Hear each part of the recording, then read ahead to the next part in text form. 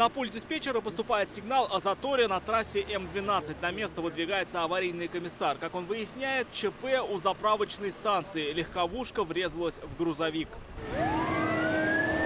После того, как комиссар определяет масштабы ДТП, он докладывает об обстановке экстренным службам. На месте выдвигаются пожарные и спасательные расчеты.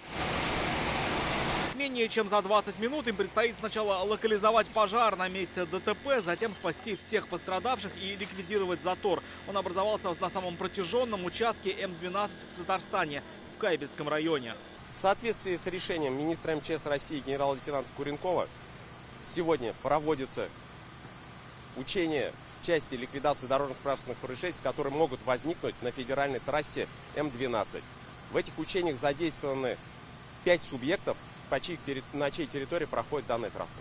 Учения прошли одновременно в Подмосковье, Нижегородской и Владимирской областях, Чувашии и Татарстане. Было задействовано 400 человек, 140 единиц спецтехники. Во всех случаях они устраняли последствия аварии, парализовавшей движение на трассе. По легенде учений, машина пострадала в результате ДТП, образовав затор, за которым стоят 50 машин, 140 человек, из них десятки детей. Задача не только спасти и оказать помощь тем, кто находится в этой машине, но и накормить и обогреть других. В салоне находится 4 пострадавших. Когда спасатели их вызвали, выяснится, что один погиб. Остальным на месте оказывают экстренную помощь. Систему заряжаем, ставим. Мы по тяжести оказывали необходимую помощь. Кому-то останавливали кручение, кому-то накладывали шины. Инфузионную терапию проводили.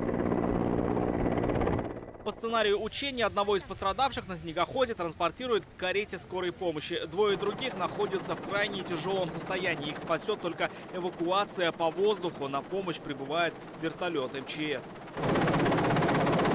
Внимание требуется и другим участникам происшествия. Люди, стоящие в заторе, сначала получают психологическую помощь. Люди, которые попадают в такие критические ситуации, у них наблюдаются, бывают острые стрессовые реакции.